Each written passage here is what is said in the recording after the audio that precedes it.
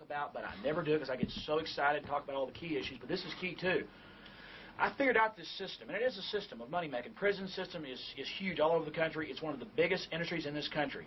You know, it's right behind a manufacturer of automobiles. Number one is paying interest on the debt, then is the military, then is entitlements, and then is law enforcement. And we've got to think about one key thing, and what you said is absolutely key.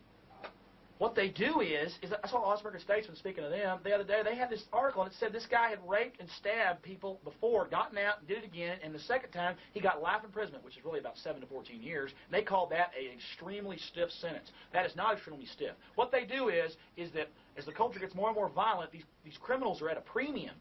We need to have them in jail to build prisons, but then we let them out every couple of years so they can go out and create more crime, so crime stays up, so we all keep thinking we need more prisons. It's an endless cycle. So they let them out, they take them in. They let them out, they take them in. They tell us, oh, this is a big sentence. Ooh, 14 years, because that's really what most life sentences are here in Texas.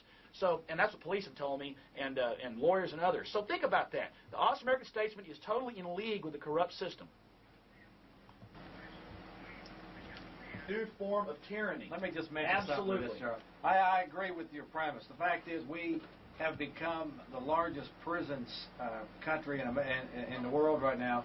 And what you have here, I believe, is you have prison system sitting in with pot smokers, with people that run gambling pools, people that don't pay tickets and fines.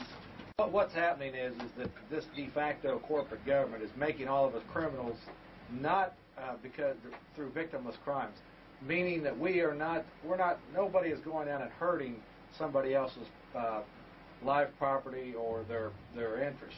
But what they are doing is making us all criminals, victimless criminals, by continuing to pass laws to make us criminals of the state. Well, and this is part of the overall system, the overall package of tyrannical system and control that I believe that this government is involved with. The new form, agreeing with you because so it sounds good. You're right.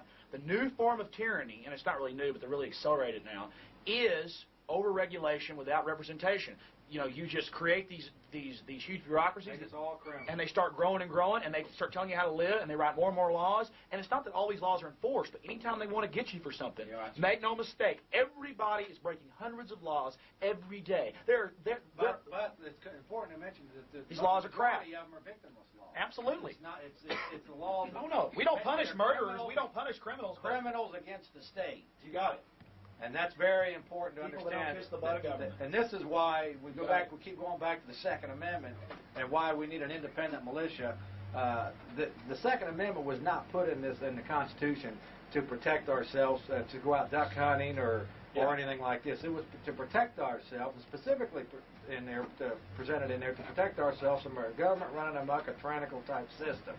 And but guns are bad. The more you continue to study this, the more you see that this is exactly get rid of the guns, where we're heading to it. You're not loving. You're not loving. See, that's what we've got to deal with, though, Charlie, is the people that are against the Second Amendment, the right to keep and bear arms.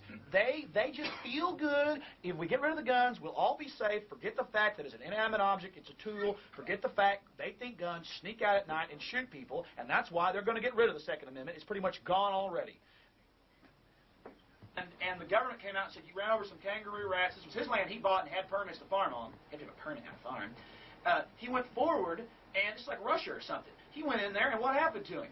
He got his tractors taken. He got everything. It took him $100,000 of litigation, and they finally said, you know what? His experts got the rats. These aren't even kangaroo rats. These are normal rats. But by then, he lost everything. And the government said, okay. And now he's suing them. But who cares? The government can just pay him back with our own money. The government can run up any bills it wants, have anybody sue they want, because they'll just use our money to pay us back. And if the scam goes on and on, you can't fight City Hall. What you got to do is realize that government isn't our friend. We got to slash government dramatically. We got to get control of our school systems again. Stop the division, stop the hate, and do something real now. Of what we're saying. Thank you, Charlie. Jeff is a good old boy. We almost strangle each other sometimes because we're so hyper. We're sitting there yelling and screaming, trying to get the information out because we care. It's like you see a nice woman get in a car with two murderers, and you try to say, You're tied down and you're saying, please don't get in there. I know they're bad. She says, they're good. You're an extremist. We'll be safe once government has things.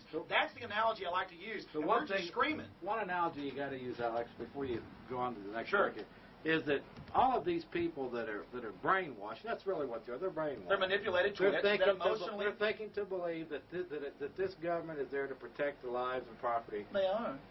And that's originally what it was for, but the fact is now they're taking lives and property of the people. But the point is that this government, and the way it's set up now to redistribute wealth. It has an basically what it does, unexhaustible appetite. It gobbles up everything. But the point is that this government now that we have set up cannot do any of the supposed goods that it does. Thanks for the call.